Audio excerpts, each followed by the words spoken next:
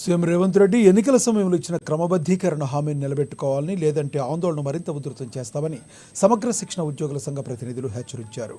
రాష్ట్ర కమిటీ పిలుపు మేరకు 6 నుంచి 9వ తేదీ వరకు నిరసన దీక్ష చేపట్టనున్నారు. అందులో భాగంగానే ఆదిలాబాద్ కలెక్టరేట్ ఎదుట టెంట్ వేసుకుని బైఠాయించారు.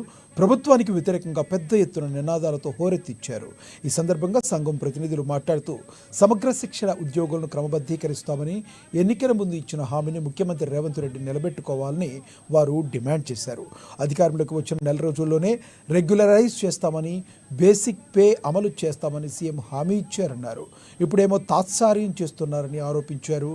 గత కొన్ని నెలలుగా ముఖ్యమంత్రితో సహా మంత్రులు అనేకసార్లు కలిసినా తమ సమస్యకు పరిష్కారం లభించకపోవడంతో ఆందోళన చేపడుతున్నామన్నారు.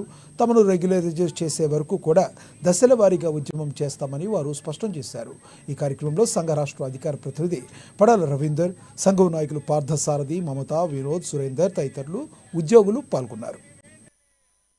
సమగ్ర శిక్ష ఉద్యోగులను వెంటనే సమగ్ర శిక్ష ఉద్యోగులను సీఎం గారు తెలంగాణ సమగ్ర శిక్ష ఉద్యోగుల సంఘం ఆధ్వర్యంలో రాష్ట్ర వ్యాప్తంగా 6వ తేదీ నుంచి 9వ తేదీ వరకు రిలే నిరసన దీక్షలకు అనేటువంటి పిలుపుని ఇవ్వడం జరిగింది.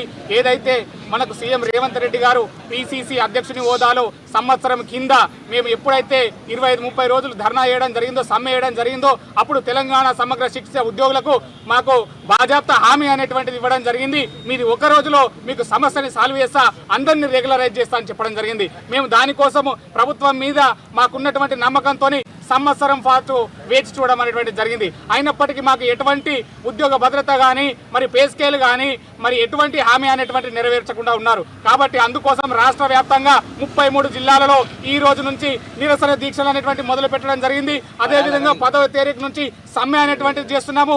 మాకు ఏదైతే హామీ రేవంత్ రెడ్డి గారు సీఎం గారు ఇచ్చిండ్రో ఆ హామీని నెరవేర్చుకోవాలి.